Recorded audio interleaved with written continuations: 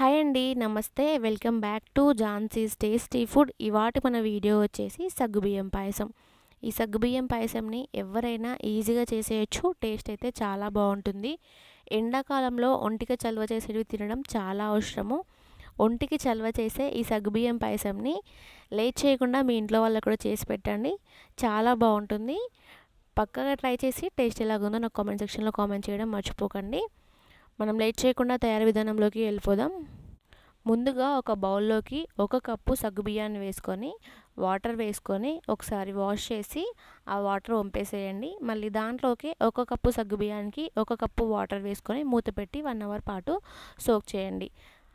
సగ్గుబియ్యం నానిన తర్వాత స్టవ్ మీద కడాయి పెట్టుకొని 1 టేబుల్ స్పూన్ నెయ్యిని వేసుకొని దాంట్లోకి చిన్న కట్ చేసిన బాదం కాజును వేసుకొని ఇవి కొంచెం కలర్ చేంజ్ అయిన తర్వాత దీంట్లోకి కిస్మిస్ వేసుకోండి. ఇంకా మీ దగ్గర ఏమైనా డ్రై ఫ్రూట్స్ ఉంటే వాటిని కూడా యాడ్ చేయండి.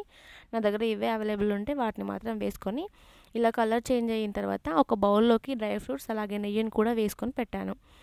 ఇప్పుడు అదే కడాయిలోకి నానిన సగ్గుబియ్యం ఉన్నాయి కదా, ఆ సగ్గుబియ్యాన్ని కూడా వేసుకొని 1 కప్పు సగ్గుబియ్యానికి 4 కప్పుల వాటర్ వేసుకొని ఉడికించుకోండి. ఇలా కలుపుతూ ఉడికించండి ఫస్ట్ ఒక 2 నిమిషాలు. తర్వాత మూత పెట్టేసి ఇలా కొంచెం దగ్గరకు వచ్చేంత వరకు ఉడికించండి. మనం చేతిలోకి తీసుకున్నామంటే ఇది ట్రాన్స్పరెంట్గా అయిపోతుంది, అటు ఇటు జారిపోతుంది జెల్లీలాగా. ఇక్కడ చూపిస్తాను చూడండి. అలా అయినప్పుడు స్టవ్ని లో ఫ్లేమ్లో పెట్టుకొని కొంచెం దగ్గరకు వచ్చేంత వరకు ఉంచండి. తర్వాత 1 కప్పు సగ్గుబియ్యానికి 1.5 కప్పు బెల్లాన్ని వేసుకోండి.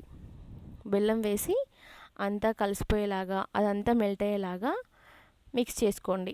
బెల్లం అంతా మెల్ట్ అయిపోయిన తర్వాత దాంట్లోకి చిటికెడంతా ఉప్పు వేసుకోండి. అలాగే కొంచెం ఇలాచి పౌడర్ వేయండి. ఏ స్వీట్లోకైనా సరే కొంచెం ఉప్పు వేస్తే టేస్ట్ బాగుంటుంది. ఇలా ఉప్పు అలాగే ఇలాచి పౌడర్ వేసుకొని ఉడికించుకోండి. కొంచెం దగ్గరికి వచ్చిన తర్వాత స్టవ్ ఆఫ్ చేసుకొని గోరువెచ్చగా అయ్యేంత వరకు చల్లార్చుకోండి.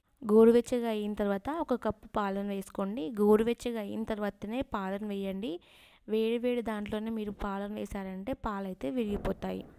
అది మాత్రం గుర్తుంచుకొని స్వీట్ని ప్రిపేర్ చేయండి. కప్పు పాలను వేసుకున్న తర్వాత అంతా కలిసిపోయేలాగా కలుపుకొని దీంట్లోకి మనం ముందుగా వేయించి పెట్టుకున్న డ్రై ఫ్రూట్స్ని వేసుకొని అంతా మిక్స్ అయ్యేలాగా మిక్స్ చేసుకొని ఒక బౌల్లోకి పెట్టుకొని తినేయడమే. తప్పకుండా మీ ఇంట్లో వాళ్ళకి ఇలా స్వీట్ చేసి పెట్టండి, చాలా ఇష్టపడతారు. మీకు నా వీడియో నచ్చిందనే అనుకుంటున్నాను. నచ్చితే నా వీడియో ఎలా ఉందో పక్కా నాకు కామెంట్ చేసి చెప్పండి. ప్లీజ్ లైక్ చేయండి, షేర్ చేయండి. ఇంకా ఎవరైనా సబ్స్క్రైబ్ చేసుకోకపోతే వెంటనే వెళ్ళి సబ్స్క్రైబ్ చేసుకొని బెల్ ఐకాన్ ప్రెస్ చేయండి. నేను అప్లోడ్ చేయగానే మీకు వెంటనే నోటిఫికేషన్ వస్తుంది. మీరు వెంటనే నా వీడియో అయితే చూసేయచ్చు. Thank you for watching. Bye friends.